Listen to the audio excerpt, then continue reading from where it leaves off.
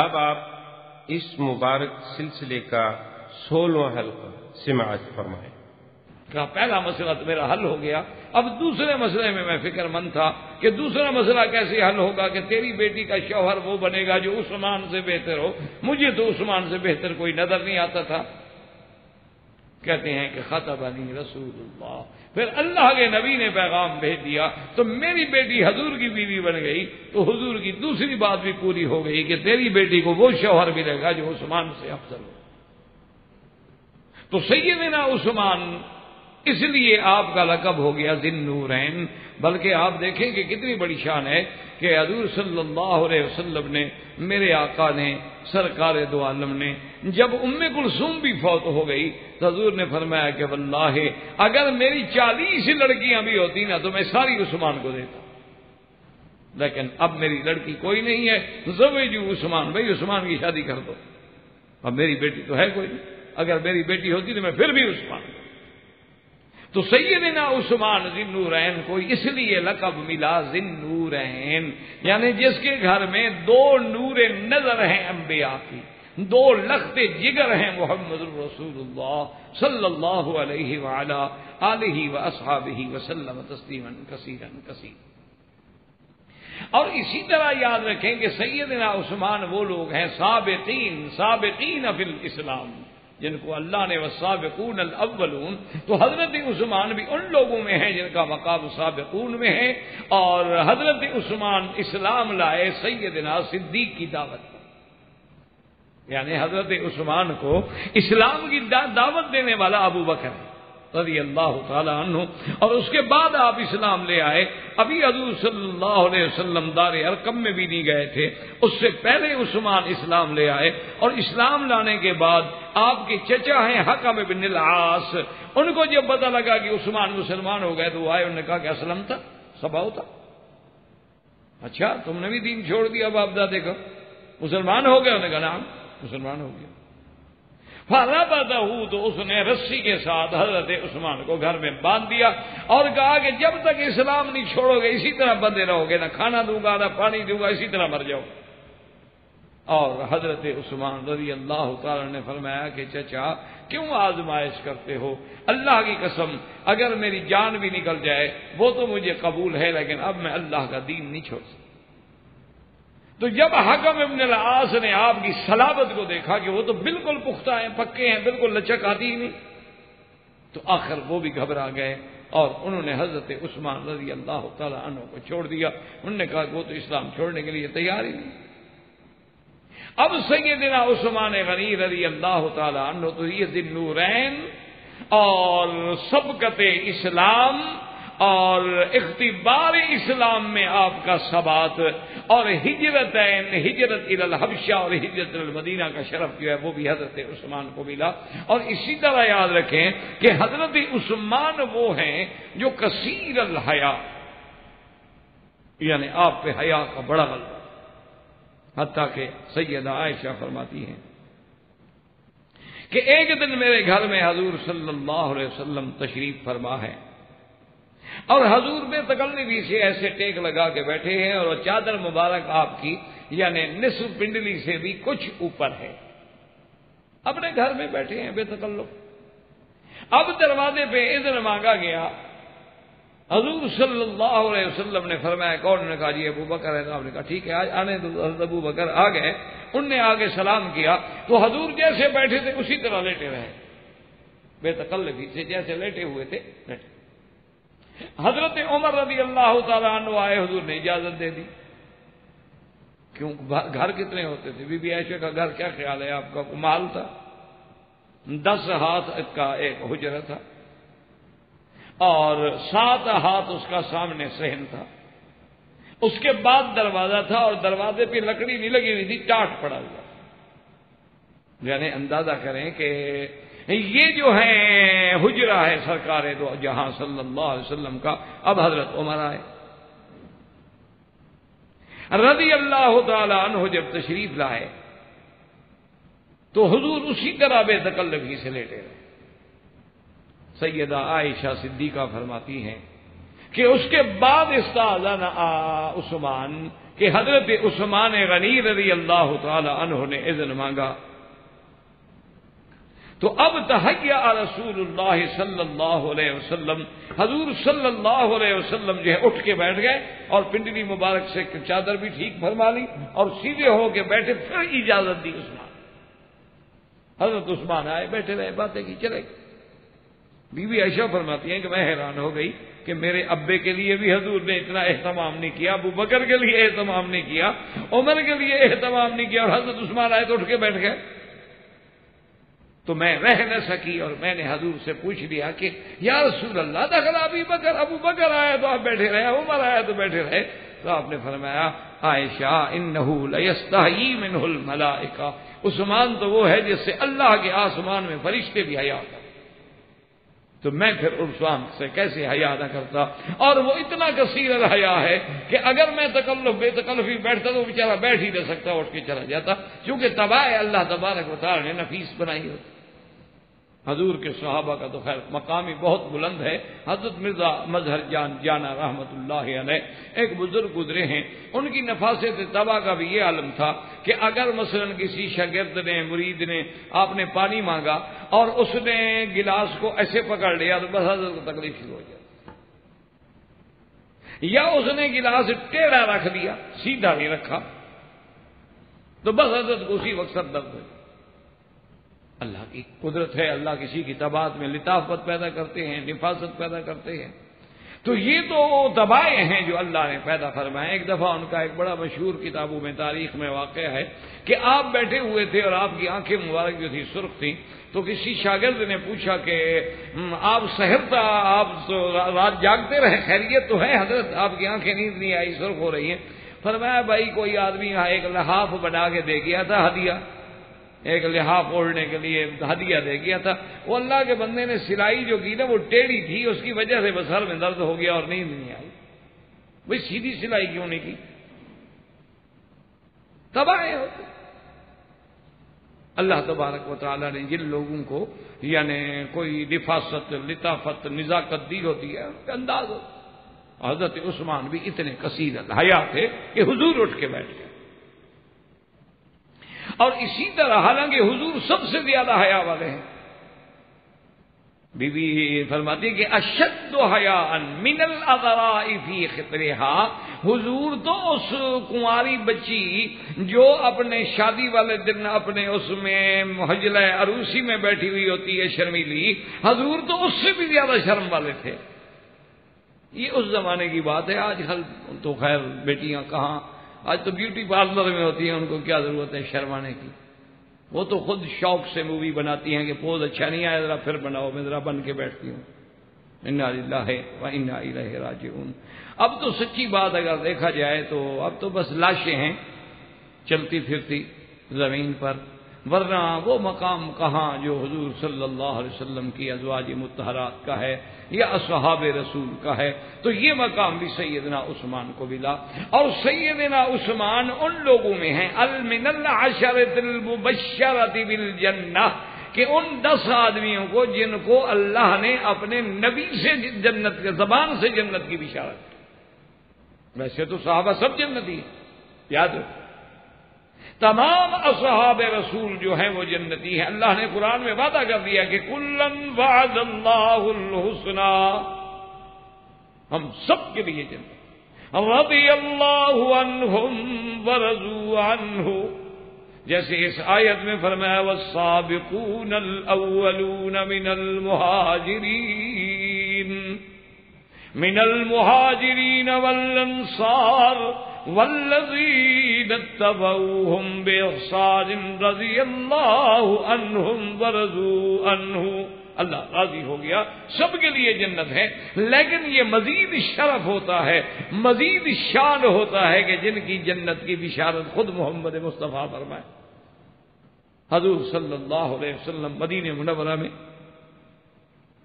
ایک صحابی انصاری کے باغ میں تشریف فرما ہے، اور حضور اس دن تھوڑا آرام کرنا چاہتے ہیں۔ آپ نے خادم کو حکم دیا کہ کوئی آدمی میرے پاس نہ آئے جب تک کہ میں اذن نہ دوں، اجازت نہ دوں۔ انہوں نے کہا ٹھیک۔ وہ جا کے دروازے پہ کھڑے ہو. تھوڑی دیر کے بعد حاضر ہوئے, کہا حضور سیدنا ابی بکر آئے ہیں, اجازت مانگتے ہیں, آپ کے پاس آنا چاہتے ہیں.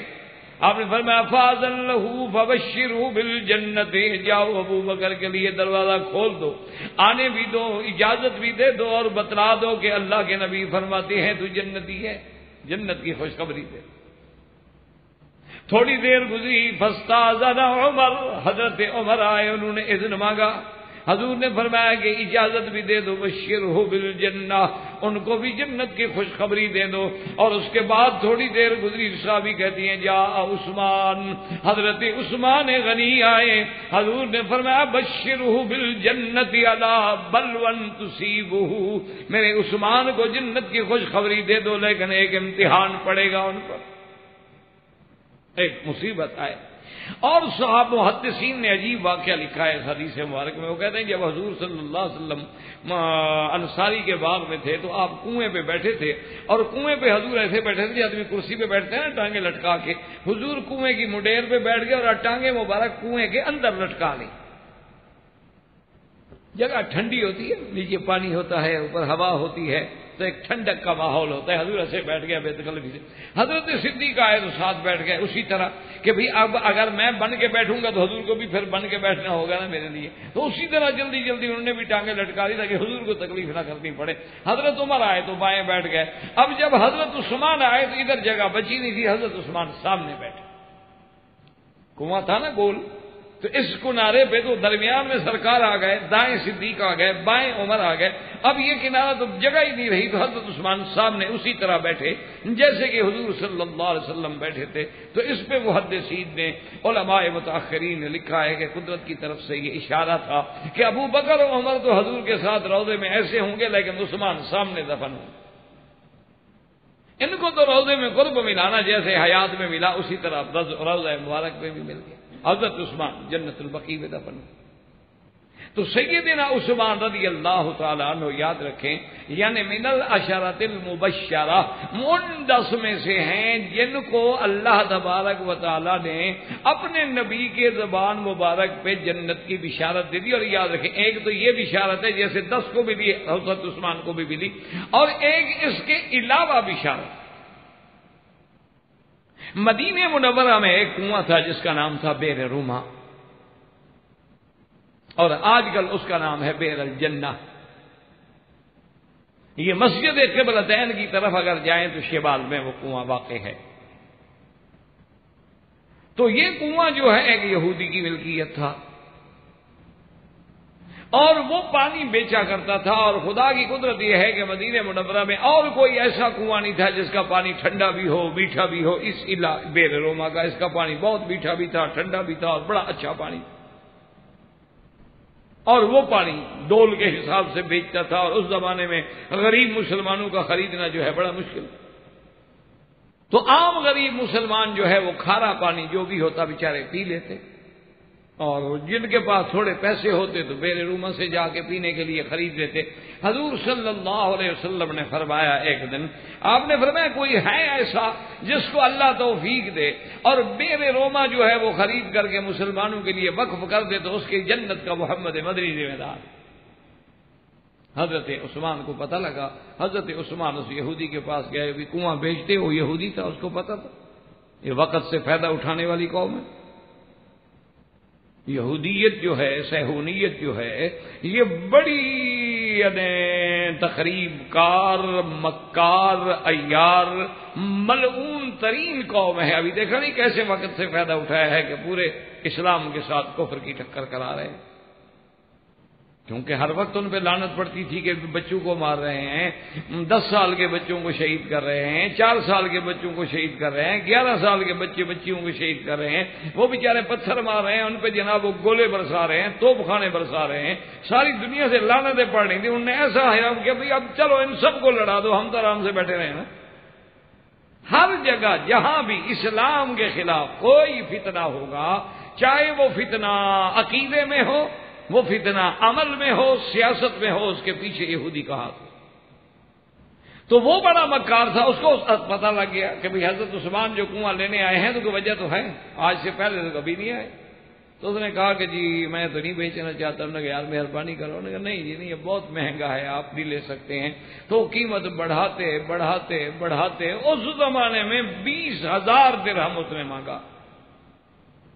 آپ سوچ سکتے ہیں کہ حضور کے زمانے میں 20,000 کی کیا حیثیت ہوگی. آج سے 20 سال پہلے دیکھ لیں 20,000 کی کیا حیثیت. حضرت عثمان نے کہا میں 20,000 درہم بھی دینے کے لیے تیار. تو یہودی راضی ہو گیا. 20,000 درہم دے کے حضرت عثمان نے وہ کنواں خرید لیا اور حضور صلی اللہ علیہ وسلم کی خدمت میں حاضر ہوئے کہ یا رسول اللہ وہ کنواں میں نے وقف کر دیا ہے مسلمانان مدینہ پہ، میں نے وہ کنواں خرید لیا ہے، میری جنت کی بشارت تو قائم ہے. حضور نے فرمایا ہاں بالکل تمہاری جنت کا وزیر میرا. تو یہ مقام جو ہے یہ بھی سیدنا عثمان غنی رضی اللہ تعالی عنہ کو ملا ہے اور کسی کو نہیں. اور اسی طرح یاد رکھیں کہ غزوہ جیش الاسرہ یعنی غزوہ تبوک، اس کا نام جو ہے جیش العسرہ اس لیے رکھا گیا کہ وہ عین تنگ دستی کا عالم تھا اور شدت کی گرمی پڑ رہی تھی اور فصل پکے ہوئے تھے، ابھی فصل اترا نہیں تھا. آپ کو پتا ہے کہ دیہات والے لوگوں کا فصل نہ اترے تو ان کے گھر میں کیا ہوتا ہے. تو اس دور میں اللہ کے نبی نے ارادہ فرما لیا کہ ہم نے تبوک پہ جانا ہے. اور اس کی وجہ یہ تھی دراصل کہ مختلف کفار نے اس دور کی جو سپر پاور تھی روم، ان کو جا کے بھڑکایا کہ بھئی اسلام تو پھیلتا جا رہا ہے اور تم چپ کر کے بیٹھے ہوئے ہو. اس دور میں یہ دو بڑی طاقتیں ہوتی تھیں، ایک روم اور ایک فارس. تو اس دور میں ان کا جو ہے اپنا مسئلہ ہے اپنا، تو انہوں نے جا کر اس کو بھڑکایا کہ بھئی اسلام کا غلبہ ہو رہا ہے ہر جگہ اور اسلام پھیلتا چلا جا رہا ہے، کیونکہ مکہ فتح ہو گیا، حنین فتح ہو گیا، طائف فتح ہو گیا اور اس کے بعد جو ہے فتوحات اسلامیہ جو تھی بڑھتی چلی گئیں. تو انہوں نے جا کے روم کو بھڑکایا. حالانکہ اس وقت روم کا بادشاہ بڑا معقول تھا ہرقل، اور وہ سرکار دو عالم صلی اللہ علیہ وسلم کی عظمت کا قائل تھا، لیکن سارے آیان مخالف تھے. تو اس نے مجبور ہو گیا اپنے وزراء سے، کیبنٹ سے اس نے بھی حکم دیا کہ فوجیں تیار کرو، ہم مدینہ پہ چڑھائی کرتے ہیں. حضور صلی اللہ علیہ وسلم کو خبر ملی کہ روم ہم پہ چڑھائی کر رہا ہے، تو حضور نے اعلان کر دیا کہ نہیں ہم جا کے لڑیں گے، روم کیوں مدینے پہ حملہ کریں. تو یہ سیاست نبوت تھی کہ اللہ کے نبی نے ایسا ارادہ فرمایا کہ پھر ہم مدینے کو کیوں میدان جنگ بنائیں. اگر جنگ ہی لڑنی ہے تو خارج المدینہ کیوں نہ لڑی جائے.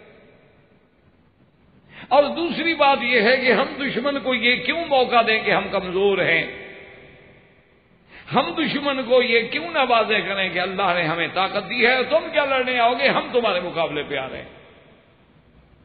اور یہ پہلا موقع ہے جس میں حضور صلی اللہ علیہ وسلم نے واضح اعلان کر دیا کہ بھی ہم تبوک جا رہے ہیں، جس نے جانا ہے چلے، جس نے نہیں جانا ہے چلے. ورنہ حضور اکثر بات جو تھی جنگ کی راز رکھتے تھے، آخر وقت تک آپ نہیں بتاتے تھے کہ ہم نے کہاں جانا ہے. لیکن یہ پہلا موقع ہے جس میں حضور نے راز نہیں رکھا. فرمایا کہ بالکل واضح بات ہے ہم نے تبوک جانا ہے اور روم سے ٹکرانا ہے. یہ بڑا امتحان تھا. کیوں روم تو ایک دیکھو نا، ابھی تک جو لڑائی ہوئی تھی مکے والوں سے لڑائی ہوئی، بنو ثقیف سے لڑائی ہوئی، غزوہ حنین ہو گیا، خیبر ہو گیا، اس کے بعد مزید قریب قریب کی لڑائیاں ہو گئی، غزوہ بنی مستلق ہو گیا. لیکن یہ تو قبائل کے ساتھ لڑائی تھی نا. لیکن وہ تو ایک باقاعدہ منظم طاقت ہے، وہ تو فوج ہے، اس کے پاس تو ایک منظم طاقت ہے. ان کے ساتھ لڑنا، اور آج تک صحابہ کو یہ تجربہ تو نہیں ہے نا کہ بھی وہ ایک منظم فوج کے ساتھ کیسے لڑا جاتا ہے. لیکن بہرحال حضور صلی اللہ علیہ وسلم نے اپیل کی کہ بھی چندہ دو تاکہ ہم صحابہ کے لیے تیاری کریں. تو اس چندے میں بہرحال سیدنا عمر آدھا حصہ لے آئے، سیدنا ابو بکر سارا گھر جو تھا لے آئے. یہ پہلا ان کے پاس یعنی جتنا مال تھا، یہ پہلا مقام سیدنا عثمان کو ملا ہے کہ حضرت عثمان کھڑے ہوئے، انہوں نے کہا علیہ میۃ بعیر یا رسول اللہ باحلاسها واقتابها، حضور 100 اونٹ میں دوں گا سامان کے ساتھ، خالی اونٹ نہیں، سامان کے ساتھ. حضور نے پھر اپیل فرمائی کہ ابھی اور چندہ. تو حضرت عثمان پھر کھڑے ہو گئے اور نے کہا رسول اللہ علیہ مئۃ بعیر. ایک حدیث میں آتا ہے علیہ مئۃ بعیر، حضور میں 200 اونٹ مزید دوں گا، اور باہلاسها واکتابها، پورے سامان کے ساتھ. اور اس کے بعد کہتے ہیں کہ حضرت عثمان جیا ب1000 دینار. اس زمانے میں 1000 دینار، دینار بڑی چیز ہوتی تھی، اور 1000 دینار بھی اس وقت سونے چاندی کے دینار ہوتے تھے، کاغذ تو تھے نہیں، ان کو اٹھا کے لانا بھی تو بڑا مسئلہ ہوتا تھا نا. تو حضرت عثمان لے کے آئے اور حضور کی گود میں ڈالے اور آپ کے آگے ڈالے. تو حضور صلی اللہ علیہ وسلم مسکرا رہے ہیں، خوش ہو رہے ہیں، اور اس کے حضرت عثمان کے پیسوں سے ایسے کھیل بھی رہے ہیں. اور فرمایا ما ضر عثمان ما عمل بعد اليوم، ما ضر عثمان ما عمل بعد اليوم. آج کے بعد عثمان جو کچھ کرے اس کو کوئی نقصان نہیں ہوگا، اس کو اللہ جنت دیں گے. تو یہ بشارت جو ہے یہ بھی سیدنا عثمان کو ملی ہے اور کسی کو نہیں. اللہ تبارک و تعالیٰ نے یہ شرف جو نصیب کیا ہے تو یہ بھی صرف حضرت سیدنا عثمان کو. اور اسی طرح یاد رکھیں کہ صلح حدیبیہ کے موقع پر جب سرکار دو جہاں رحمت دو عالم سیدنا محمد الرسول اللہ صلی اللہ علیہ وسلم جب آپ تشریف لائے اور آپ مدینہ منورہ سے آپ حدیبیہ میں پہنچے، بڑا تفصیل سے واقع ہے، کفار مکہ نے روک دیا. اب حضور صلی اللہ علیہ وسلم نے حضرت عمر کو بلایا اور کہا کہ عمر تم ایسا کرو کہ مکے میں جاؤ اور مشرکین مکہ سے جا کے بات کرو، انہیں سمجھاؤ کہ اللہ کے نبی عمرے کے لیے آئے ہیں، اللہ کے نبی کوئی جھگڑے کے لیے تو نہیں آئے، نہ جنگ لڑنے کے لیے آئے ہیں، نہ لڑائی کے لیے آئے ہیں. حضور صلی اللہ علیہ وسلم تو صرف عمرے کے لیے تشریف لائے، احرام باندھے ہوئے ہیں، جانور آپ کے ساتھ ہیں، کوئی عقل کرے. حضرت عمر رضی اللہ تعالیٰ نے کہا یا رسول اللہ میری تو جان بھی حاضر ہے، آپ حکم فرمائیں، جہاں حکم فرمائیں میں جانے کے لیے تیار ہوں، لیکن مجھے اگر آپ نے بھیجا نا مکے والوں کے پاس تو جو امید ہے وہ بھی ختم ہو جائے گی، کیونکہ کفر عمر کے ساتھ کبھی سلو نہیں کر سکتا. آج بھی دنیا میں دیکھیں عمر کا نام برداشت کرنا بڑا مشکل ہو جاتا ہے لوگوں. اللہ نے حضرت عمر کو ایسا مقام دیا، انہوں نے کہا یا رسول اللہ کوئی ایک بندہ ہے مکے میں جو میرے ساتھ راضی ہے، اور میں ہی تو ہوں جس نے مشورہ دیا تھا کہ ان کو مار دیں بدر میں. حضور میرے جانے سے تو معاملہ بگڑ سکتا ہے، بن نہیں سکتا، سلو نہیں ہو سکتی، اور پھر کوئی ایک بندہ بھی نہیں ہے جو اخلاقی طور پر بھی مجھے پناہ دینے پہ راضی ہو جائے. البتہ میں ایک مشورہ دے سکتا ہوں. حضور نے فرمایا ہاں مشورہ دو، کیا بنے گا؟ اور حضرت عمر نے کہا حضور عثمان کو. حضور نے فرمایا عثمان کو؟ نے کہا عثمان کو اس لیے بھیجیں کہ ایک تو عثمان کا خاندان ابھی مکے میں ہے کہ، اور خاندان جو ہوتا ہے نا وہ کبھی اپنے خاندان کے بندے کی رسوائی برداشت نہیں کرتا، اور دوسری بات یہ ہے کہ یا رسول اللہ مکے میں کون سردار ہے جس پر عثمان کا احسان نہ ہو؟ مکے کا کوئی ایک بندہ ہے جس پہ عثمان نے احسان نہ کیے ہوں؟ کسی کو پیسہ دیا، کسی کو قرضہ دیا، کسی کی اعانت کی، تو حضرت عثمان کا لحاظ کریں گے اور کسی بندے کی کوئی لحاظ نہیں کرے گا. یعنی یہ شرف بھی سیدنا عثمان کو ملا ہے کہ 1400 صحابہ میں سے سفیر رسول اللہ، رسول اللہ بن کے جانے والا حضرت عثمان. اچھا اللہ کی شان دیکھیں، حضرت عثمان رضی اللہ تعالیٰ عنہ کے لیے امتحان ہو گیا. جب حضرت عثمان آئے تو آپ کے خاندان کے لوگ کھڑے ہو گئے، انہوں نے کہا عثمان تم ہماری امان میں ہو، بالکل آرام سے آؤ، باقی فیصلہ ہونا نہ ہونا اللہ کے ہاتھ میں ہے. جہاں تک آپ کی امان کا تعلق ہے، ہم جب زندہ ہیں تو آپ کو ہاتھ کون لگا سکتا ہے؟ آپ بالکل اب مکے میں آئے، آرام سے آ گئے، آرام سے آئیں، اور اگر آپ عمرہ کرنا چاہتے ہیں تو داخل ہو جائیں، آپ آرام سے کریں، ہم کھڑے ہیں بھائی. کون ہے بھائی کا لال جو آپ کو روکے؟ اب آپ آ گئے کعبے میں، احرام میں ہیں تو آپ عمرہ کر لیں. حضرت عثمان رضی اللہ تعالی عنہ کا یہ امتحان ہے، اور یہ مقام محبت ہے، اور یہ مقام ادب ہے. ورنہ شریعت کا کیا مسئلہ ہے کہ مکے میں پہنچ جاؤ، اجازت بھی مل جائے، موقع بھی مل جائے تو عمرہ نہ کرو. یہ محبت کی باتیں ہوتی ہیں، ان کو سمجھ آتی ہیں جن کے دل میں عشق رسول ہوتا. جن کے دلوں میں حضور کی محبت ہوتی ہے. اسی لیے کسی نے کہا تھا نا کہ بے عشق محمد جو محدث ہیں جہاں میں آتا ہے بخار ان کو، بخاری نہیں آتی. حضور کا عشق نہ ہو تو پھر بخار تو آ سکتا ہے، بخاری شریف نہیں پڑھ سکتا. کہ جس نبی کی حدیث سمجھنا چاہتے ہیں اس سے محبت ہی نہ ہو. اور جب حضور سے محبت کا مقام یہ ہو جائے کہ آدمی کی ساری کائنات سے زیادہ محبوب بھی حضور ہو جائیں تو پھر وہاں وہ مسئلے دیکھے گا. پھر تو جان بھی قربان، اولاد بھی قربان، بچے بھی قربان. جب اللہ کا نبی ساری کائنات سے زیادہ محبوب ہے تو یہ مقام ہے محبت کا کہ حضرت عثمان کے لیے کعبہ کھلا ہے، راستہ کھلا ہے. لیکن حضرت عثمان نے فرمایا واللہ مجھے خدا کی قسم ہے میں اس وقت تک عمرہ نہیں کروں گا جب تک حتیٰ آتا میرا رسول اللہ صلی اللہ علیہ وسلم، میرا محبوب بغیر عمرے کے بیٹھے رہیں اور عثمان عمرہ کرے. میری محبت یہ گوارا نہیں کر سکتی. انہوں نے کہا میں نہیں عمرہ کروں. انہوں نے کہا اب عثمان تمہیں تو ہم نے نہیں روکا. انہوں نے کہا حضور کو تو روکا ہے نا. جب حضور رکے ہوئے ہیں تو میں کیوں کروں گا؟ جب عمرہ حضور کریں گے میں بھی کروں گا. اور پھر حضرت عثمان نے ان کو سمجھایا، ان کو بلایا، ان کو اجازت دی. لیکن انہوں نے کہا کہ نہیں یہ بات ہم نہیں مانتے. حضور صلی اللہ علیہ وسلم کو اس سال تو ہم نہیں آنے دیں گے کیونکہ ہمارا بالکل ناک کٹ جائے. اصل بات تو وہی ناک کی ہوتی ہے نا، ہمارے یہاں بھی، ان میں بھی وہی تھی وہ جاہلیت. انہوں نے کہا جی یہ ہماری موت ہے کہ 1400 صحابی کے ساتھ حضور آئیں، عمرہ کریں، چلے جائیں اور ہم ان کا کچھ بھی نہ بگاڑ سکیں اور ہم سے اجازت کے بغیر آئے ہیں. حضرت عثمان نے کہا اللہ کے بندو عقل کرو، اللہ کا نبی عمرے کے لیے آئے ہیں، کیا حرج کیا ہے؟ انہوں نے کہا کہ نہیں اس سال تو کوئی امکانی شکل نہیں. اچھا بعض لوگ یہ کہتے ہیں کہ وجہ یہ تھی کہ حضرت عثمان کو جب حضور نے بھیجا نا تو 10 صحابہ شوق میں حضرت عثمان کے ساتھ چلے گئے. وہ حضرت عثمان کے ساتھ ہو گئے کہ چلو ہم کعبہ شریف تو دیکھا ہے نا، کعبے کی محبت کس کے دل میں نہیں تھی.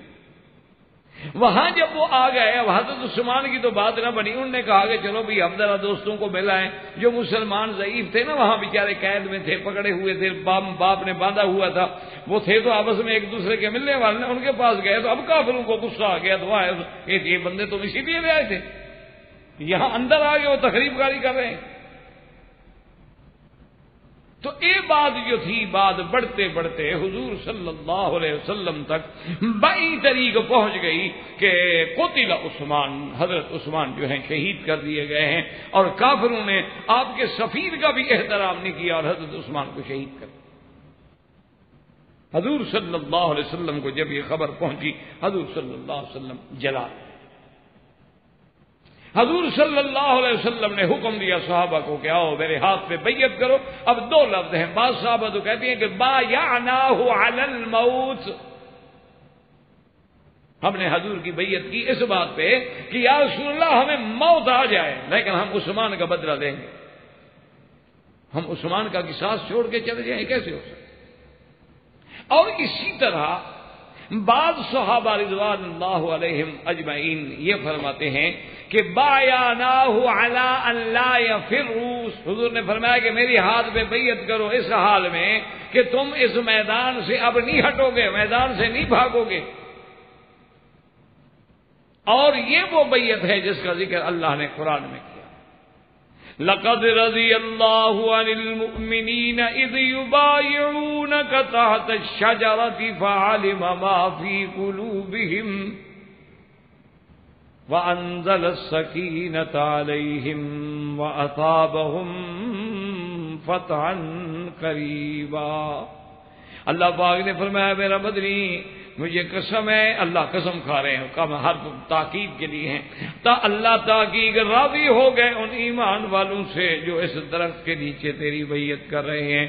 اور اس کے بعد دوسری آیت میں فرمایا کہ میرا مدنی جب وہ بیعت کر رہے تھے ید اللہ فوق ایدیہم، ایک آپ کا ہاتھ ہے اور ایک صحابی کا ہاتھ ہے اور ان پر اللہ تبارک و تعالی کا ہاتھ ہے.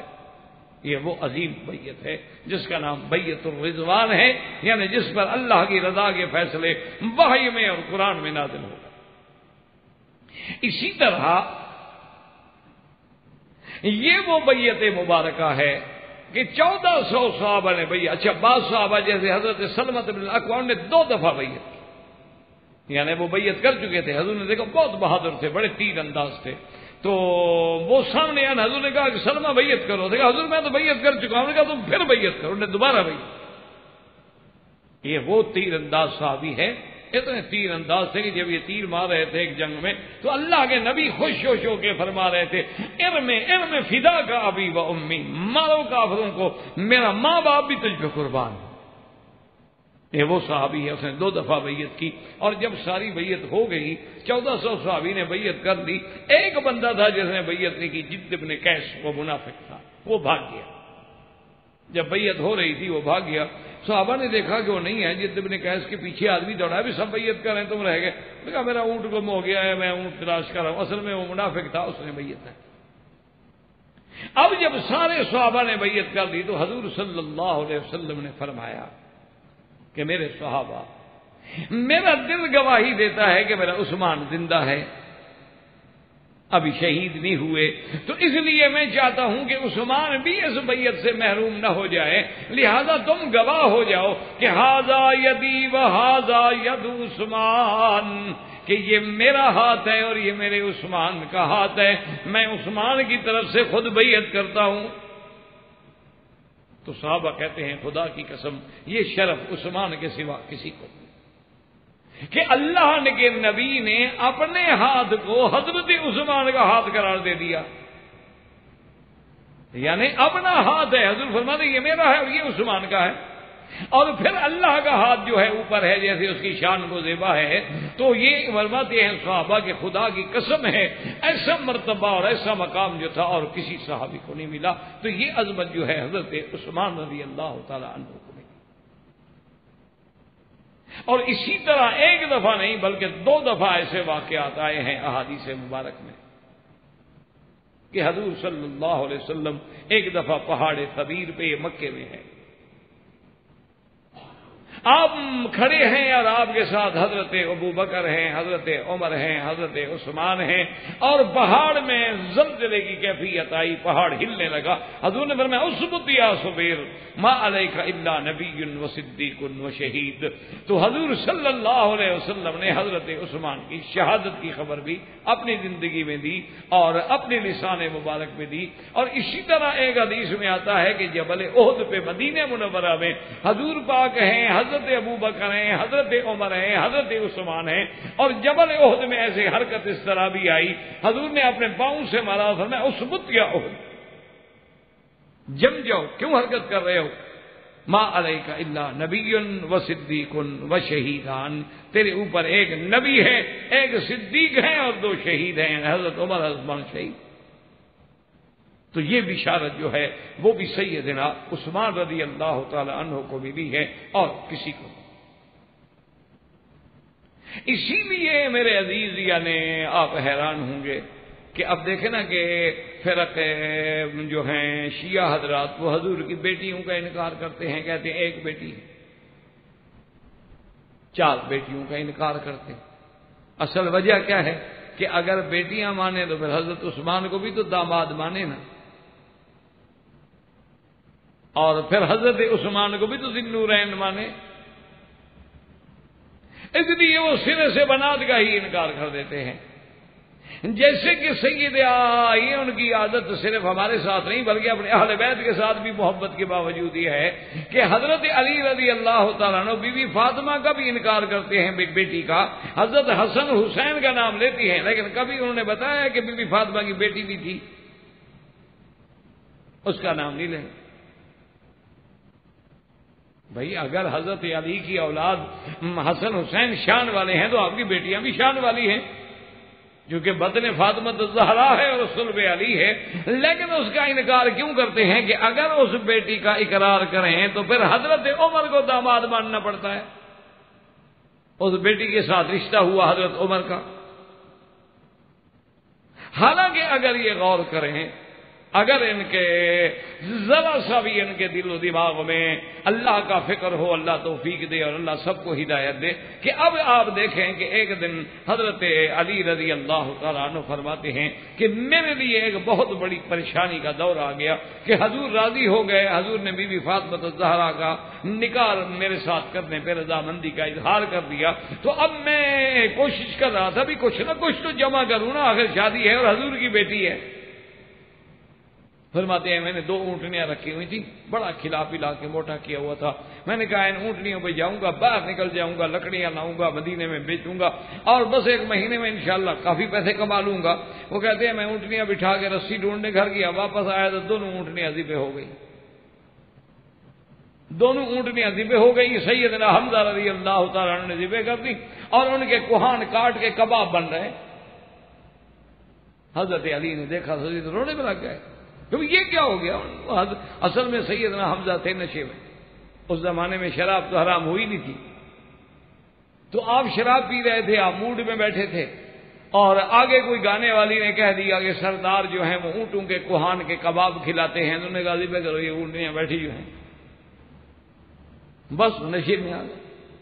حضرت علی رضی اللہ تعالیٰ عنہ حضور کی خدمت میں آئے، انہوں نے کہا یا رسول اللہ دیکھے چلے تو صحیح نا آپ کے چاچا نے میرے ساتھ کیا کیا؟ سیدنا حمزہ بھی تو ہم و رسول اللہ ہے نا۔ انہوں نے فرمایا کیا کیا؟ میں کہا حضور میری 2 اونٹنیاں ذبح کر دی اور چل کے دیکھے تو صحیح نا وہاں کباب بن رہے ہیں۔ حضور صلی اللہ علیہ وسلم تشریف لے آئے اور دیکھا تو حضرت حمزہ کی مجلس لگی ہوئی ہے، لوگ کٹھے ہوئے ہیں اور جناب گوشت بن رہے ہیں اور کباب بن رہے ہیں اور سیخوں پہ بھنا جا رہا ہے۔ حضور آئے، آپ نے فرمایا ماذا فعلت یا حمزہ، حمزہ کیا کیا تم نے یہ؟ تو حضرت حمزہ تھے نا نشے میں، یوں اٹھا کے سر دیکھا، کہتے حل انتم الا عبید و آبائی، تم کون ہو؟ میرے باپ دادے کے تم سارے غلام لگتے ہو۔ وہ نشے میں، اللہ نے ایسے تو نہیں حرام کیا نا۔ حضور صلی اللہ علیہ وسلم فرمایا کہ علی واپس آ جاؤ، اب اس کو اس حال میں کیا کہوں؟ جو نبی کو بھی نہیں پہچان رہا تو وہ علی کو کیسے پہچانتا ہے، اس کی اونٹنیاں کیسے پہچانتا؟ حضرت علی فرماتے ہیں حضور تو واپس آ گئے اور میں مسجد کی دیوار کے ساتھ سر پکڑ کے بیٹھ گیا۔ میں جتنا غمگین تھا ایسا غمگین کوئی بندہ نہیں ہوگا۔ فمر بی عثمان رضی اللہ تعالی عنہ، حضرت عثمان غنی آ کے گزرے اور پوچھا لے کیوں اداس بیٹھے ہو حضرت علی، کیا وجہ ہے کہ آج غمگین بیٹھے ہیں؟ حضرت علی نے کہا میں نے عرض کیا، سارا واقعہ سنایا کہ میری شادی ہے، میں سیدہ کے لیے تیاری کر رہا ہوں، اہتمام کر رہا ہوں اور میرا تو اب کچھ بھی نہیں رہا، میرے گھر میں تو 1 روپیہ بھی نہیں ہے، میں کیسے شادی کروں گا؟ حضرت عثمان غنی رضی اللہ تعالیٰ عنہ فرماتے ہیں میں نے کہا علی غم کیوں کرتے ہو؟ شادی علی کی ہوگی، خرچہ حضرت عثمان کا ہوگا، تمہیں جتنا چاہیے میں خرچ دوں، غم کس بات کا کر رہے ہو؟ تمہیں کیا غم ہے؟ تیری شادی کے لیے بھی کوئی کمی ہے؟ جتنا مرضی آئے اور جو مرضی آئے مجھ سے لے جاؤ۔ تو یہ شرف جو ہے یعنی حضرت علی کی شادی کے خرچے دینے والا، اور تاریخی کتابیں اٹھا کے دیکھ لیں حضرت علی کی شادی کے گواہ کون ہیں؟ ابو بکر، عمر، عثمان۔ اسی لیے ان کو ذرا آدمی جب پتھر کے گھر میں اپنے شیشے کے گھر میں بیٹھا ہو تو پتھر پھینکتے ہوئے ڈرنا چاہیے کہ کہیں وہ پتھر ہمیں تو نہ لگے گا، کہیں وہ واپس ہم پہ تو نہ آئے گا کہ اگر ہم نے عثمان، ابو بکر اور عمر کے اسلام پہ بحث کی تو حضرت علی کے نکاح کا کیا بنے گا؟ تو اس لیے یہ مرتبہ اور یہ مقام جو ہے اہل بیت رسول پہ خرچ کرنے کا اور حضرت علی رضی اللہ تعالی عنہ پہ خرچ کرنے کا، یہ مقام بھی اللہ تبارک و تعالی نے اگر عطا فرمایا تو سیدنا عثمان رضی اللہ تعالی عنہ کو اللہ نے عطا فرمایا۔ تو یہ تمام مناقب اور یہ تمام فضائل جو ہیں صحیح احادیث مبارک میں بھی موجود ہیں، اور بلکہ ایک حدیث مبارک میں آتا ہے لیکن اس کی سند پر علماء محدثین نے اعتراض فرمایا کہ حضور نے فرمایا کہ رفیقی فی الجنت عثمان۔ اچھا، اور تاریخ اٹھا کے دیکھیں، کہتے ہیں کہ عثمان بہت خوبصورت، اللہ نے بڑا جمال دیا، اجمل الناس۔ اور ایک واقعہ آتا ہے وہ بھی صحیح روایات میں ہے کہ حضرت انس رضی اللہ تعالی عنہ جو خادم و رسول اللہ ہیں، حضور کے خادم ہیں اور محبوب خادم ہے حضرت انس۔ حضور صلی اللہ علیہ وسلم کے گھر میں ہدیہ جو آیا، کسی نے گوشت بھیجا تو حضور نے فرمایا انس ادھر آؤ، کسی چیز میں یہ گوشت لے جاؤ اور عثمان کے گھر میں دے آؤ، چونکہ عثمان کے گھر میں حضور کی بیٹی ہے، گویا حضور اپنی بیٹی کے گھر میں بھی بھیج رہے ہیں۔ تو حضرت انس رضی اللہ تعالیٰ عنہ کہتے ہیں کہ میں جب آیا گوشت لے کر، حضرت عثمان، خدا کی قدرت ہے کہ دونوں موجود تھے، حضرت عثمان بھی بیٹھے تھے، آپ کی زوجہ محترمہ بی بی رقیہ بھی بیٹھی تھی۔ وہ کہتے ہیں خدا کی قسم میں تو حیران ہو گیا، انظر الی رقیہ و انظر الی عثمان، میں تو حیران ہو گیا، کبھی بی بی رقیہ کو دیکھتا، کبھی عثمان کو دیکھتا، میں حیران ہو گیا کہ کس کے جمال کا کیا تعریف کروں، کیا مقابلہ کروں، ادھر نبی کی بیٹی ہے اس کا جمال اور ادھر حضرت عثمان کا جمال۔ کہتے ہیں کہ میں جب واپس آیا تو حضور صلی اللہ علیہ وسلم نے فرمایا انس تم نے ہدیہ پہنچا دیا ہے؟ تو میں نے کہا ہاں یا رسول اللہ میں نے ہدیہ پہنچا دیا ہے۔ اور حضرت انس سے حضور نے فرمایا حل دخلت علیہما، ہدیہ جو تم دینے گئے ہو وہ دونوں موجود تھے، تم اندر گئے تھے؟ تو حضرت نے کہا کہ ہاں یا رسول اللہ میں تو اندر گیا تھا، اس وقت آیت حجاب تو تھی نہیں، پردہ تو آیا نہیں تھا۔ تو آپ نے فرمایا کہ اچھا انس تم نے دیکھا ہے کہ ان کو دونوں کو دیکھا تھا میاں بیوی؟ نے ہاں یا رسول اللہ دیکھا تھا۔ اور حضور نے فرمایا حل رأیت احسن زوجا منہما، اس سے بہتر جوڑا بھی تم نے کبھی زمین پہ دیکھا ہے؟ تو حضرت انس کہتے ہیں خدا کی قسم ہے واللہ ما رأیت یا رسول اللہ، کہتے ہیں یا رسول اللہ خدا کی قسم ہے اللہ نے ایسی جوڑی بنائی ہے نا میاں بیوی کی کہ ایسی جوڑی زمین پہ چلتی ہوئی میں نے نہیں دیکھی، میں تو ان کے گھر میں جا کے حیران ہو گیا، انظر الی رقیہ وانظر الی عثمان، کبھی اس کو دیکھتا کبھی اس کو دیکھتا۔ تو اس لیے علماء نے محدثین نے لکھا ہے کہ حضرت عثمان غنی رضی اللہ تعالی عنہ آپ کو اللہ تبارک و تعالی نے یعنی اتنا بڑا جمال عطا فرمایا تھا کہ آپ کا جمال بھی اپنے زمانے میں ضرب المثل تھا۔ اور اسی طرح یہ شرف بھی حضرت عثمان کو ملا ہے کہ مسجد نبوی کی جو توسیع ہے یعنی اس میں جو بڑھایا گیا ہے، یہ ساری توسیع کرنے والے جو ہیں وہ حضرت عثمان ہیں، زمین خرید کے مسجد میں ملانے والے، مسجد کو بڑا کرنے والے کہ نمازیوں کی وجہ سے تنگ ہو گئی مسجد۔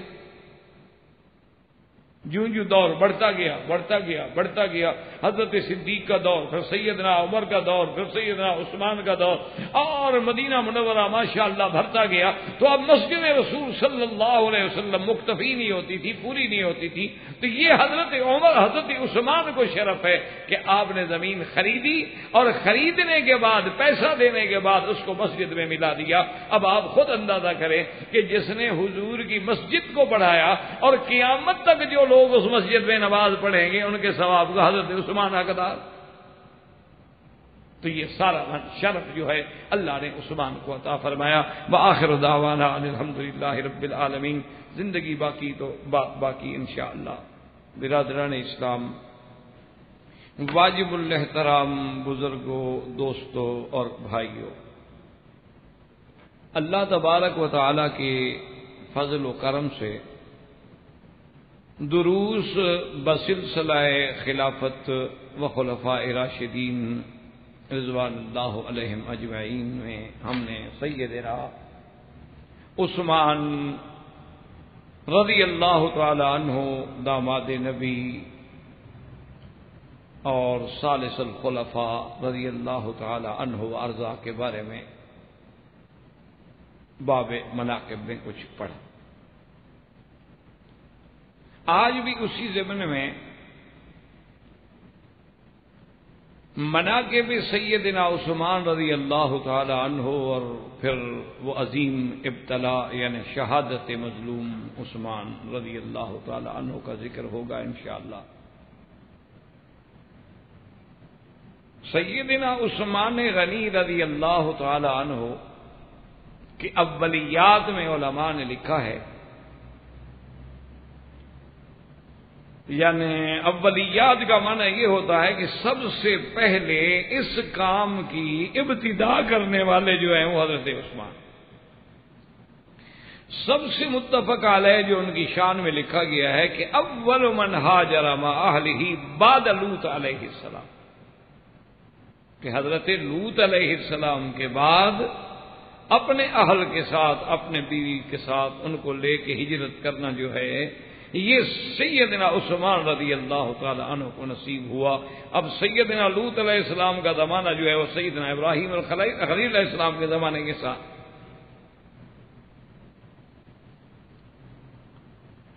تو یہ اولیت جو تھی سیدنا عثمان کو ملی۔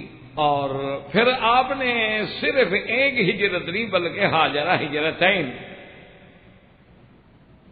یعنی یہ شرف بھی آپ کو ملا کہ آپ نے 2 ہجرتیں فرمائیں، مکہ سے حبشہ اور پھر مدینہ منورہ۔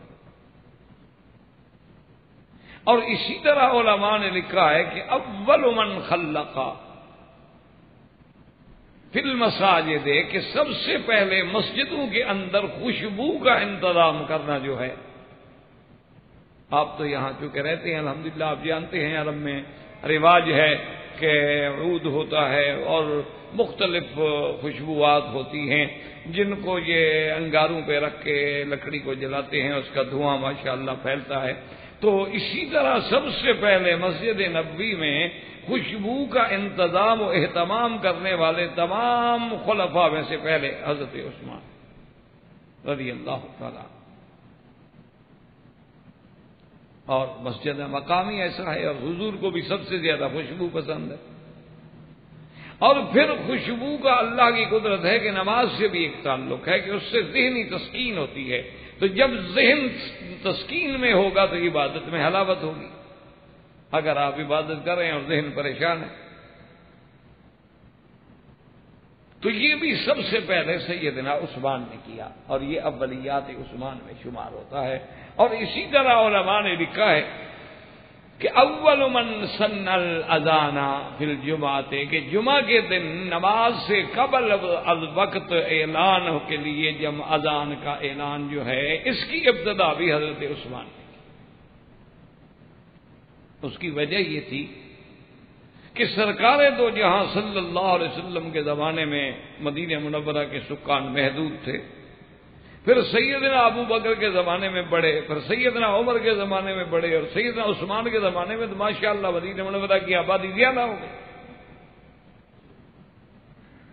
اور ہر آدمی کی یہ تمنا ہوتی ہے کہ میری نماز جمعہ جو ہے کم از کم محرم میں ہو، مسجد نبوی میں ہو، یا مکہ مکرمہ کی مسجد الحرام میں ہو۔ حالانکہ یہاں بھی آپ دیکھیں کتنا جمعے ہوتے ہیں، اگر وہ سارے جمعہ نہ ہوں تو یہ حرم میں تو آپ نماز نہ پڑھ سکیں، یعنی بلکہ رمضان المبارک میں یا خاص جب مواقع آتے ہیں تو ان کو بنا اور عرفات کی بڑی بڑی مسجدیں کھولنی پڑتی ہیں۔ تو اس لیے سیدنا عثمان رضی اللہ تعالیٰ عنہ یہ بھی اول من امر بالاذان سیدنا عثمان، کہ جمعہ کے دن ایک دوسری اذان کی ابتدا جو ہے وہ حضرت عثمان نے کی رضی اللہ تعالیٰ۔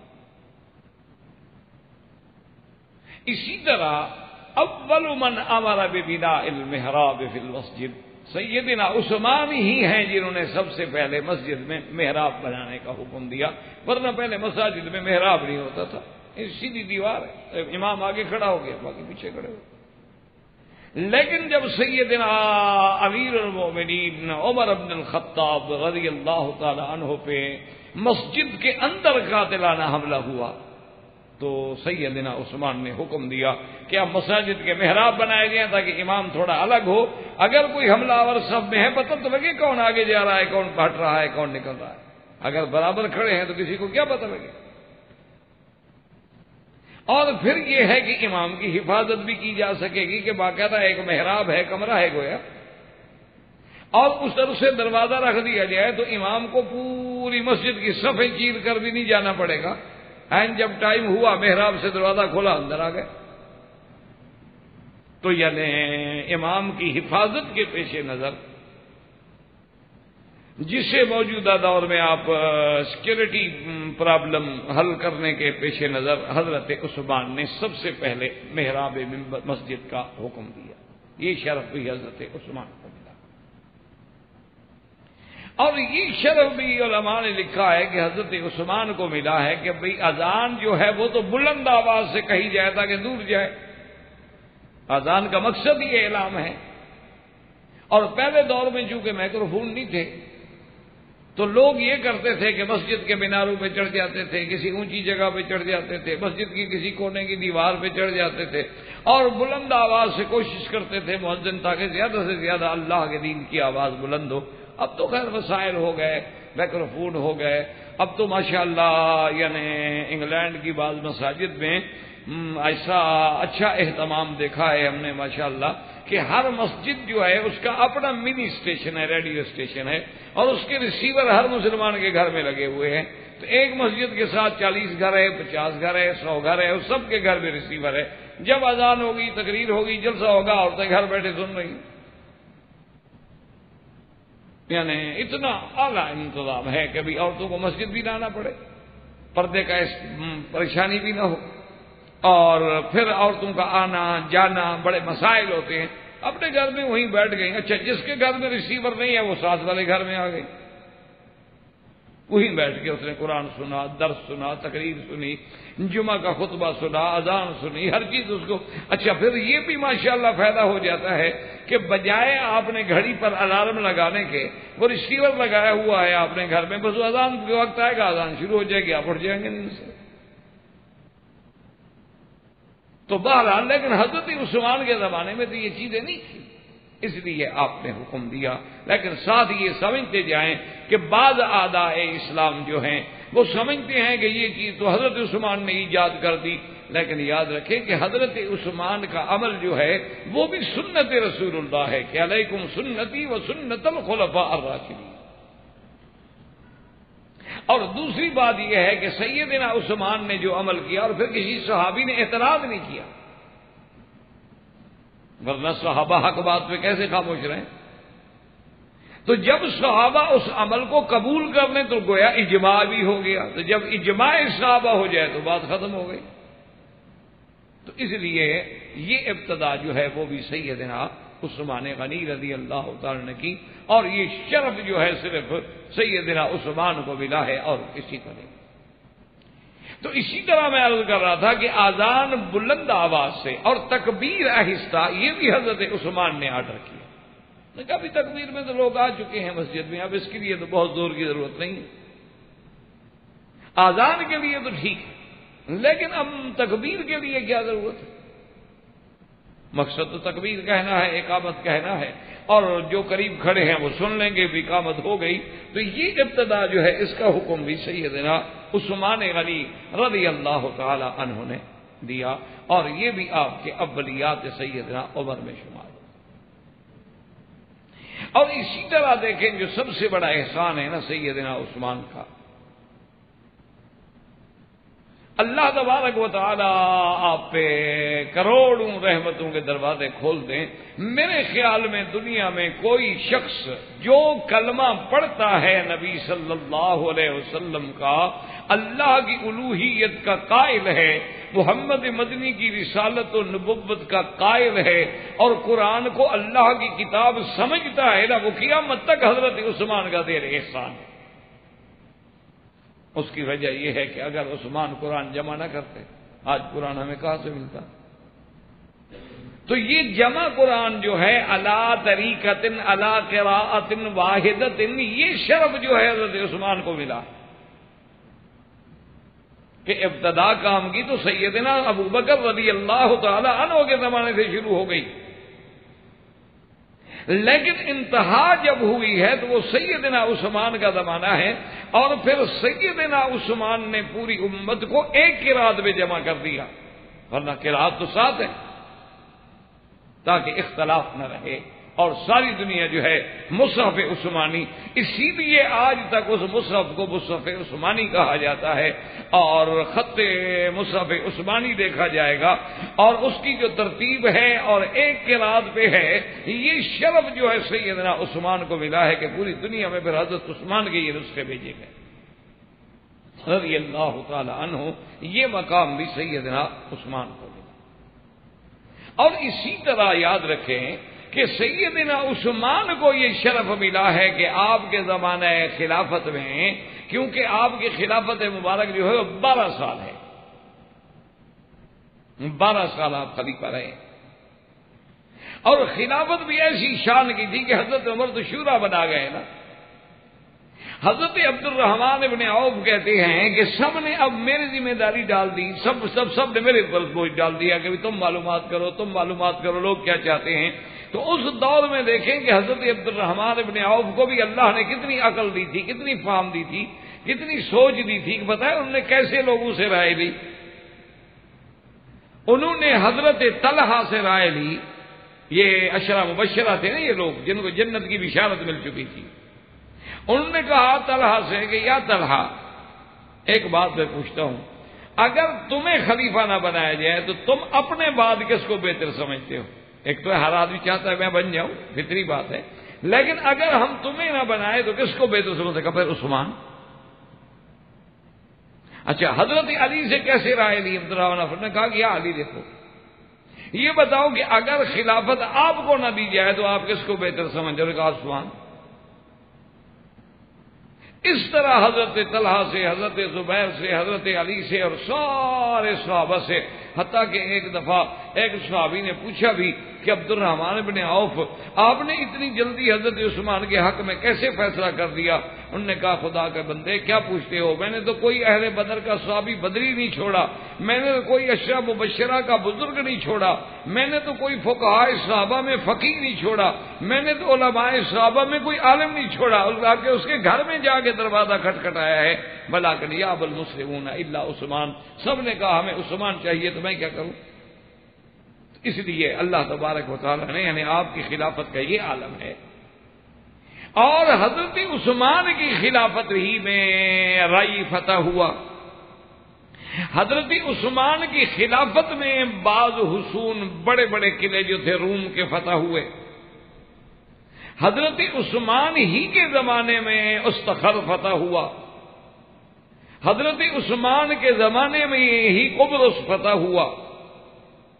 اور آپ اندازہ کریں کہ ایک حدیث مبارک ہے میرے محبوب کی، محبوب دو جہاں رحمت دو جہاں سیدنا محمد الرسول اللہ صلی اللہ علیہ وسلم نے ایک دفعہ آپ سوئے ہوئے تھے، جب نیند سے اٹھے تو آپ نے فرمایا کہ مجھے دکھایا گیا ہے کہ میری امت میں سے کچھ لوگ ایسے ہوں گے یرکبون علی سفد البحر، وہ دریاؤں میں اور سمندروں میں جا کے بھی کافروں سے جہاد کریں. اور حضور صلی اللہ علیہ وسلم نے فرمایا کہ اس جہاد میں جانے والوں کا مرتبہ اللہ اتنا بلند کریں گے کہ کأنہم بدریون، گویا کہ وہ اصحاب بدر ہوں گے. یعنی کوئی معمولی مرتبہ نہیں، بدریوں کا پتہ ہے مرتبہ کیا کہ معلومہ سے تم جو مرضی کرو اللہ معاف کر چکا ہے. جن کو اللہ چیک دے دے بلینک کہ جی جو چاہو جاؤ کرو. تو آپ نے فرمایا کہ وہ ایسے شان والے ہوں گے کہ کأنہم بدریون. تو ام حرام بنت ملحان بیٹھی تھی، انہوں نے کہا یا رسول اللہ فضل اللہ سے دعا کریں اللہ مجھے بھی اس میں شامل کر لیں. تو حضور صلی اللہ علیہ وسلم نے فرمایا انت منہم، چلو تم بھی ان میں ہو. حضور صلی اللہ علیہ وسلم نے دعا کر دی، فرمایا انت منہم، تم ان میں ہو. کون نہیں چاہتا کہ میں بدری صحابہ کے مقام پہ پہنچ جاؤں؟ تو یہ جو سب سے پہلا جہاد ہے سمندر میں کرنے کا، اس کا زمانہ خلافت جو ہے وہ سیدنا عثمان رضی اللہ تعالیٰ عنہ کا ہے، اور حضرت معاویہ رضی اللہ تعالیٰ عنہ بھی ہیں، اور یزید بن سفیان بھی ہیں. معاویہ بن ابی سفیان یزید ان کے بھائی ہیں. ایک تو یزید بیٹا ہے نا، بعض لوگوں کو مغالطہ لگ جاتا ہے، ایک بیٹا ہے ایک بھائی ہے. تو انہوں نے سب سے پہلے وہ بحری اسطول بنایا اور خلافت عثمان میں، اور اس کے بعد جا کے انہوں نے قبرص تک جنگ لڑی، جہاد کیا. اچھا خدا کی شان دیکھیں، یہ بی بی جن کے لیے حضور نے دعا کی تھی نا، ام حرام بنت ملحان، یہ بھی اس سفر میں ساتھ تھی. اس سفر میں ساتھ تھی، جنگ ہو گئی، مسلمان کامیاب ہو گئے، فتح ہو گئی. بی بی واپس آئیں اور افسوس کرتی تھی کہ حضور نے تو میرے لیے دعا کی تھی، پتہ نہیں مجھے شہادت کیوں نہیں ملی. یہ عورتوں میں جذبہ تھا.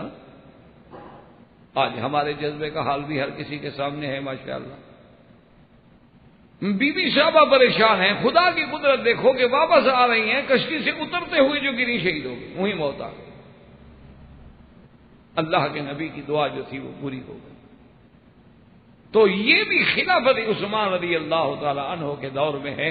یعنی آپ حیران ہوں گے کہ سیدنا عثمان کے زمانے میں خلافت میں اسلام ایسے پھیلا ہے نا جی کہ اسلام تقریباً یعنی 22 لاکھ مربع میل سے زیادہ پہ اسلام کا پرچم لگ گیا. 22 لاکھ مربع میل. کہاں ہے قبرص ترکی کے ساتھ، اور کہاں ہے اندلس، کہاں ہے استخر، کہاں ہے تاشکند. یہ آج جتنی ریاستیں ہیں ترکمانستان اور کاشمیر، یہ سب سیدنا عثمان کے زمانے میں فتح ہوئی. آپ خود اندازہ لگا لیں کہ کہاں کہاں مسلمان اور صحابہ کی جماعتیں نہیں پہنچی، کہاں کہاں انہوں نے اللہ کا دین نہیں پہنچایا. آج بھی آپ جائیں زنجیانگ جو چائنا کا علاقہ ہے، وہاں بھی صحابہ کی قبریں موجود ہیں. آپ انڈیا میں چلے جائیں، ہند میں بھی صحابہ کی قبریں موجود ہیں. بلکہ بعض لوگ مورخ تو یہ کہتے ہیں کہ نوح علیہ السلام کی اولاد بیٹوں کی بھی قبریں موجود ہیں. اور یہ تو خیر روایات میں ملتا ہے نا کہ حضرت آدم علیہ السلام سب سے پہلے ہند میں اتارے گئے، اور یہ بھی روایات میں ملتا ہے کہ حضرت آدم سب سے پہلے ہند سے پیدل چل کے حج کرنے آئے. اور بعض کتابوں میں ہے کہ 40 حجتن 40 حج آپ نے ہند سے پیدل کیا ہے. اس کا معنی اتنی مدت بھی آپ ہند میں رہے. اسی لیے میں جب دیکھتا ہوں نا اپنے انڈیا کے مسلمان بیچارے کمزور اور بوڑھے اور بیمار اور مریض بیچارے، بعض کی تو یہ حالت ہوتی ہے نا کہ ابھی انشاءاللہ صفا سے فارغ ہونے سے پہلے فوت ہو جائیں گے، لیکن پھر بھی وہ حج پہ آتے. وہ ابا کا اثر ہے نا حضرت آدم کا، وہ محبت ہے دل میں کہ کچھ ہو جائے حج کرنا ہے. چل نہیں سکے گا بیچارہ، بوڑھا ہوگا، کمزور ہوگا، کچھ کرو گا حج کرنا. اچھا انڈونیشیا نے دیکھا اور کمال کیا ہوا ہے ماشاءاللہ. وہ تو جب لڑکی کی شادی ہوتی ہے نا، سب سے پہلے دولہے سے آپ کی طرح جہیز نہیں لکھواتے کہ گاڑی دو گے، کار دو گے، فریج دو گے. وہ یہ لکھواتے ہیں کہ تم اس کو حج کرواؤ گے. یہ لکھو ورنہ نکاح نہیں ہوگا. اچھا پھر ان کے نزدیک یہ ہے کہ بھی چونکہ سال میں زندگی میں امام شافعی کہتے ہیں کم از کم ایک عمرہ تو ہو، اس لیے وہ بیچارے جب یہاں آتے ہیں آپ دیکھیں کہ روزانہ عمرے پہ جب چونکہ جتنی عمر ہے اتنی عمرے پورے کر رہے ہوتے ہیں وہ بیچارے. اللہ قبول فرمائے. محنت ہے. امام شافعی بھی ایک وقت کے امام ہیں، اور پھر عبادت کی محبت ڈال رہے ہیں، عبادت سے ہٹا تو نہیں رہے نا. اور ایک حدیث مبارک بھی ہے کہ عمر تطر حجج النسک، عمر تطر ینفی عن الذنوب والفقر. حضور نے فرمایا کہ بار بار حج کرنا اور بار بار عمرہ کرنا جو ہے یہ غریبی کو بھی اور گناہوں کو بھی مٹا دیتا ہے. اس لیے علماء نے لکھا جو آدمی غریب ہو نا، جس کے رزق میں برکت نہ ہوتی، عمرے زیادہ کرے تو اللہ تبارک و تعالیٰ اس کے رزق میں برکت ڈال دے. تو یہ شرف جو ہے اتنا بڑے جہاد کا، وہ بھی سیدنا عثمان رضی اللہ تعالی عنہ کو ملا. اور اسی طرح یاد رکھیں کہ سیدنا عثمان فرماتے ہیں کہ اللہ کی رحمت سے میری زندگی میں کوئی جمعہ کا دن ایسا نہیں گزرا جب میں نے کسی غلام کو آزاد نہ کیا. اندازہ کریں، یعنی ہر مہینے میں 4 غلام. تو آپ نے پھر خلافت میں کتنے غلام آزاد کیے ہوں گے؟ تو اندازہ تو کر رہے ہیں نا، 12 سال خلافت ہے. ہر مہینے میں 4 ہیں تو ایک سال کے 48 ہو گئے. 48 کو پھر 12 سے ضرب دے دیں، اور ایک غلام کتنے کا ملتا تھا اس کا بھی اندازہ کر لیں. تو حضرت عثمان فرماتے ہیں اب یہ شرف بھی صرف سیدنا عثمان کو ملا ہے کہ ہر جمعہ انہ اعتق عبدا، ہر جمعہ جو ہے ایک نہ ایک غلام جو ہے وہ آزاد کر دیتے تھے. یہ شرف بھی حضرت عثمان کو ملا. اور اسی طرح دیکھیں کہ سیدنا عثمان کا اللہ اکبر کتنی بڑی شان ہے. وہ فرماتے ہیں کہ جس دن سے میں نے حضور کے ہاتھ پہ بیعت کی نا، اور سابقون الاولون میں ہیں، حضرت عثمان بھی سابقون میں ہیں، حضرت صدیق کی دعوت پہ اسلام لائے ہیں. فرماتے ہیں جس دن سے میں نے سرکار مدینہ کے ہاتھ پہ ہاتھ رکھ کے بیعت کی ہے، فرماتے ہیں خود واللہ، کہتے ہیں خدا کی قسم ہے، اس پر دائیں ہاتھ سے میں نے کبھی اپنی شرمگاہ کو ہاتھ نہیں لگایا کہ یہ ہاتھ محمد کے ہاتھ کو لگا تھا، کیسے غلط جگہ پہ لگا دوں. یہ ہے عشق رسول اللہ. اب آپ خود بھی اندازہ لگا لیں کہ آپ ہاتھوں کا استعمال کیسے کرتے ہیں. یہ تو تصورات کی باتیں ہیں. اب یہ باتیں وہ ہیں کہ صحابہ کی باتیں پڑھ کے بس اگر آدمی میں ایمان ہو تو ذرا ایمان کی لہر تازہ ہو جاتی ہے، ورنہ کرنے والے کہاں گئے؟ وہ تو چلے گئے. جیسے حضرت شاہ ولی اللہ رحمۃ اللہ علیہ نے لکھا ہے کہ آج اگر اللہ اپنے نبی کے صحابہ کو زندہ کر دیں، اللہ تو قادر ہیں، وہ اگر ہم لوگوں کو دیکھیں تو وہ کہیں گے یار یہ مسلمان تو نہیں لگتے، پتہ نہیں کس جماعت سے تعلق رکھتے ہیں. صحابہ ہمیں دیکھ کے حیران ہو جائیں گے، کہیں گے یہ مسلمان تو بھی نہیں لگتے، یہ پتہ نہیں ہے کون. کیونکہ کیسے ہم مسلمان لگے ہیں کہ نہ ہماری شکل اسلام والی، نہ لباس اسلام والا، نہ بول چال اسلام والی، نہ معاملات اسلام والے، نہ عادات اسلام والے. ایمان سے ٹھنڈے دل سے آپ خود سوچیں. مولویوں کی باتوں میں نہ جائیں. جی مولوی تو بڑے تنگ دل ہوتے ہیں، دقیانوس ہوتے ہیں، بڑے متشدد ہوتے ہیں، بڑے سخت گیر ہوتے ہیں. آپ چھوڑ دیں مولویوں کو. اللہ نے آپ کو بھی تو عقل دیا ہے نا. کوئی مولوی دین کا ٹھیکیدار ہے؟ آپ کو بھی اللہ نے عقل دیا ہے، آپ کو بھی اللہ نے ہوا سے خمس سے نوازا ہے. ایمان سے کہیں ٹھنڈے دل سے کہ 3 پیس سوٹ پہننا، داڑھی مڈانا، انگریزی کٹ بنانا اور مانگ الٹی نکالنا یا کاؤ بوائے والا لباس پہننا اور اس طرح پھروانا، یہ کیا یہ انبیاء کی شکل ہے؟ آپ چھوڑے مولوی. آپ مجھے سمجھا دیں. آپ مجھے کہیں کہ جی ہاں حضور پاک کی شکل مبارک تو خیر ایسے نہیں تھی، لیکن فلاں نبی کی تھی، چلو میں راضی ہوں. پھر بھی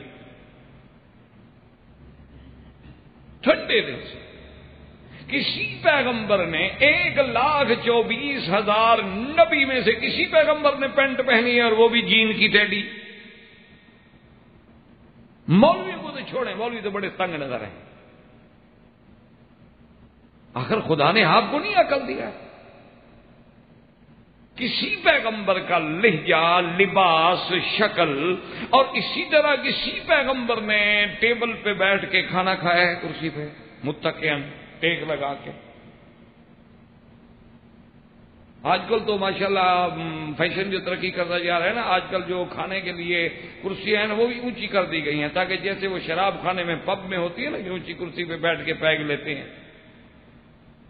ایک دوست کے گھر میں گیا، انہوں نے کہا جی میں نے اچھا وہ بیچارہ حالانکہ سمجھا نہیں، میں نے اس سے یہ کہا تھا کہ بھئی کھانا جو ہے نا وہاں کچن کے ساتھ لگا دو.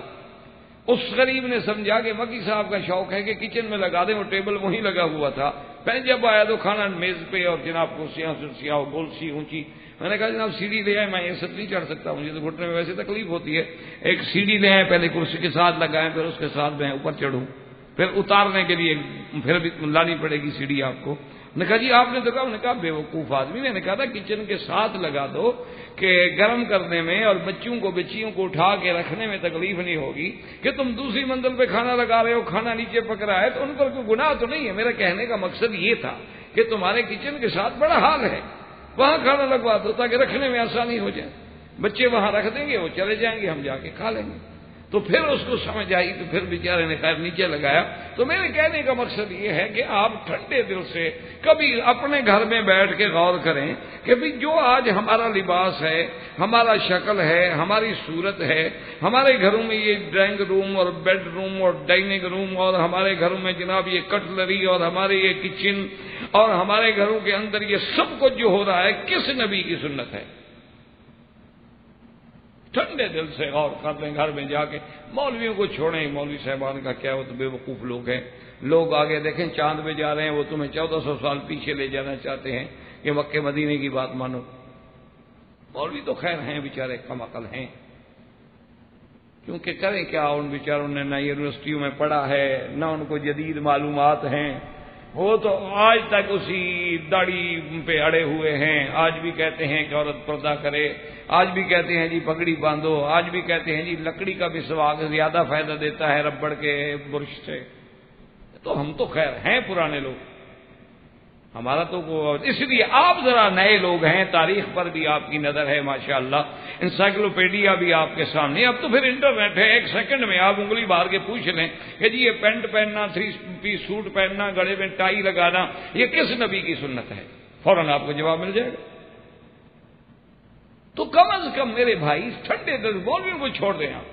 اچھا یہ ایسی تو مجبوری ہے کہ اس کے بغیر گزارا نہیں ہو سکتا، تو کم از کم مساجد میں، کم از کم جمعہ کے دن، کم از کم عیدین میں، کم از کم کعبۃ اللہ میں جاتے ہوئے، کم از کم حضور صلی اللہ علیہ وسلم کے روضے پہ جاتے ہوئے آدمی جناب وہاں انگریزی ٹائی لگا کے کھڑا اور الصلاۃ والسلام علیک یا سے ایمان سے کہے خدا کو جواب کیا دو گے؟ ٹھنڈے دل سے سوچ لو، آپ کا جو جی کرے. یہ ایمان اور محبت ہے کہ میرا یہ ہاتھ حضور کے ہاتھ لگا تھا، اب اپنے بدن کو کیسے لگاؤ؟ فرمایا واللہ ساری زندگی میں نہیں لگایا، ساری زندگی فرماتے ہیں واللہ ہے. اور اس کے بعد فرماتے ہیں واللہ ما زنیت فی الجاہلیت ولا فی الاسلام، کہ مجھے خدا کی قسم ہے کہ میں نے زمانہ جاہلیت میں بھی کبھی زنا نہیں کیا اور اسلام میں بھی نہیں کیا. یہ شرف، یہ حیا، یہ استحیاء اگر نبی کے صحابہ کے پاس نہیں ہوگا تو کس کے پاس ہوگا؟ اور ہم یہ پڑھیں اور دعویٰ بھی کریں کہ ہم اہل سنت والجماعت ہیں، یعنی نبی کے طریقے پہ چلنے والے، صحابہ کی جماعت کا دامن پکڑنے والے، اور ہمارے اعمال ان سے نہ ملیں، اقوال ان سے نہ ملیں، تو کتنے بڑے دکھ کی بات. بہرحال یہ شرف بھی سیدنا عثمان کو ملا. اب جناب سیدنا عثمان رضی اللہ تعالی عنہ کا جو 6 سال کا دور خلافت ہے، وہ تو ایک عظیم دور خلافت تھا کہ لوگ جو ہے وہ اتنے خوش تھے، اتنا ان کو حضرت عثمان سے پیار تھا کیونکہ حضرت عثمان نرم دل تھے. اچھا خدا کی قدرت ہے کہ تھوڑا سختی کے بعد نرمی ملے نا تو آدمی کو بڑی اچھی لگتی ہے. تھوڑا سختی کے بعد آدمی کو نرمی ملا. دیکھو نا اب ہم جن علاقوں سے آئے ہیں نہ ہمارے پاس پنکھا تھا، نہ ہمارے پاس بجلی تھی، کچی سڑکیں تھیں، اور جناب یہ ہے کہ کبھی شہر میں آ گئے، کبھی کسی شہر میں جا کے یہ پنکھے پہ سو گئے تو سمجھتے تھے یار آج تو بڑے مزے آ گیا، پنکھا چل رہا ہے، ہوا لگ رہی ہے، کیسے مزے میں بیٹھے ہیں. تو آج اگر پھر اس کے بعد اللہ ایئر کنڈیشن دے دے تو مزہ تو آتا ہے نا، آدمی کو راحت تو ملتی ہے. کچھ لوگ تو اسی لیے بگڑ گئے ہیں، کچھ لوگوں کا دماغ اسی لیے خراب ہو جاتا ہے کہ بیچارے گھر میں کبھی سائیکل نہیں ملا تھا، یہاں کار کے بغیر اترتے نہیں.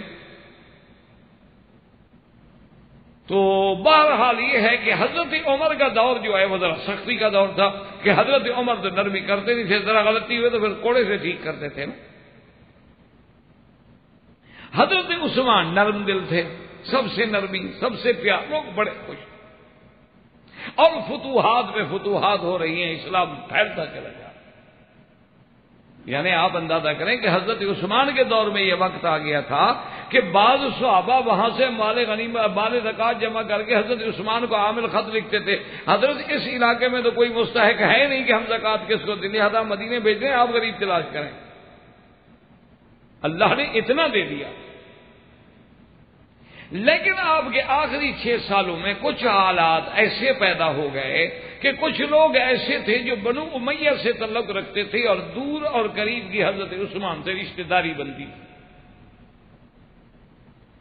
ان کو جب سیدنا عثمان نے عہدے دیے تو کچھ لوگوں کے دل میں اعتراض پیدا ہوا. حالانکہ شرعاً یہ منع نہیں ہے کہ آپ اپنے رشتہ دار کو عہدہ نہ دیں. بات کو سمجھیے. یعنی کوئی آدمی جیسے کہ ہمارے بعض اہل سنت کہلانے والے بھی لکھ بیٹھے کہ حضرت عثمان نے اقربا پروری کی، لیکن یہ بھی تو بتا دیتے نا کہ کیا اقربا پروری کرنا شرعاً منع ہے؟ یہ تو اللہ کا حکم ہے. وَآتِ ذِی الْقُرْبَىٰ حَقَّهُ. اللہ نے قرآن میں حکم دیا ہے کہ تمہارے سب سے زیادہ حقدار جو ہیں تمہارے اقارب ہیں. الاقرب فالاقرب. دیکھنا یہ ہوتا ہے کہ حضرت عثمان نے کسی رشتہ دار کو جو اس عہدے کا اہل نہیں تھا، یعنی میرٹ پر مستحق نہیں تھا، اس کا میرٹ نہیں بنتا تھا، لیکن پھر حضرت عثمان نے دے دیا ہو تو یہ ہے اقربا پروری. تو بہرحال کچھ لوگوں کے دل میں اعتراض پیدا ہوا. ایک وجہ تو یہ بنی، اور دوسری وجہ یہ بنی کہ آپ نے ابن ابی سرا کو مصر کا گورنر بنایا.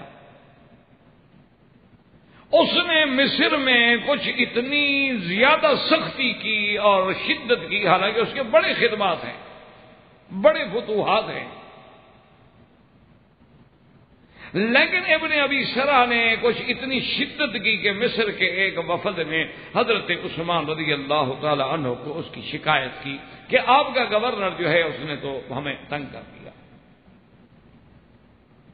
فحددہ عثمان، حضرت عثمان نے تحدید آمیز خط لکھا اور اس کو تنبیہ کی کہ تمہاری شکایات مجھے مل رہی ہیں، تم کیا کر رہے ہو، اور ان شکایات کا فوراً ازالہ کرو. اس کو جب خط ملا تو وہ اللہ کا بندہ اور بھڑک گیا اور بھڑک گیا کہ اچھا میری شکایت ہے. یہ دیکھو نا، اس میں بعض اوقات بڑے بڑے لوگ جو ہیں نا ان کا پاؤں بھی پھسل جاتے ہیں کہ اچھا میری شکایت. حالانکہ بندہ پہچانا تو اسی وقت جاتا ہے نا جب براہ راست آپ پر کوئی اعتراض ہو. اس وقت جب آدمی کا پتہ لگتا ہے کہ کتنا حوصلہ ہے. لوگوں پر اعتراض کرنے کا تو ہر کوئی سن لیتا ہے نا. تو اس نے ابن ابی سرا نے کیا کیا کہ جن لوگوں نے شکایت کی تھی ان کے خلاف اس اللہ کے بندے نے اور سختی شروع کر دی. اور وہ سختی اس حد تک بڑھی کہ ان میں سے ایک بندہ جو تھا اتنا تشدد کیا اس میں کہ وہ مر گیا. اب ابن ابی سرا بھی بڑا گھبرایا کہ جب بندہ مر گیا، جیسے یہاں آپ دیکھتے ہیں نا پولیس تشدد میں کتنے لوگ ہیں بیچارے جو مر جاتے. خیر ہماری پولیس تو خیر شرماتی بھی نہیں، وہ تو الٹا فخر کرتے ہیں کہ فلانا تھندار اتنا قابل ہے کہ اتنے بندے مار چکا ہے، آدم خور ہے، تھندار نہیں ہے. تو بہرحال اس نے بڑی کوشش کی کہ کسی طرح میں ان سے معافی لے لوں، دیت لے لیں، راضی ہو جائیں، اب یہ معاملہ حضرت عثمان کے پاس نہ جائے. لیکن بہرحال حضرت عثمان کے پاس وفد آیا مصر کا، اور پھر ان لوگوں نے یہ بھی کیا کہ جتنے اصحاب بدر تھے نا اور جتنے بڑے بڑے صحابہ تھے سب کے پاس جا کے شکایت کی کہ حضرت عثمان سے کہیں یہ کیا ہم پر مسلط کر دیا عذاب. اب سارے صحابہ جن میں حضرت طلحہ ہیں، حضرت سعد ہیں، حضرت زبیر ہیں، حضرت علی ہیں، بڑے بڑے صحابہ جو تھے وہ حضرت عثمان کی خدمت میں آئے اور نے کہا کہ ما فعل عاملوں کا یا عثمان، تمہارا عامل کیا کر رہا ہے. حضرت عثمان نے کہا کہ میں نے تو اس کو بڑی تحدید لکھی تھی، لیکن سمجھ نہیں آتی ہے کہ اقتدار ملنے کے بعد اس کی کوئی ذہن میں کبر آ گیا ہے یا کیا ہو گیا ہے. اچھا اب آپ لوگ جو بھی فیصلہ کریں، آپ بڑے ہیں، آپ جو فیصلہ کریں عثمان کو تو قبول ہے، آپ کس کو چاہتے ہیں؟ چلو آپ کوئی نام تجویز کریں، میں اس کو بنا دیتا ہوں گورنر. اس لیے کہ سارے پس منظر کو سمجھیں کہ حضرت عثمان رضی اللہ تعالی عنہ کی شہادت کا پس منظر کیا تھا. اب انہوں نے سب نے متفقہ کہا، انہوں نے کہا کہ ایسا کرو کہ محمد ابن ابی بکر، یعنی حضرت ابو بکر کا بیٹے ہیں محمد ابن ابی بکر، محمد ان کا نام ہے، انہوں نے کہا اسے آپ عامل گورنر بنا دیں مصر کا. حضرت عثمان نے کہا ٹھیک، مجھے کیا اعتراض.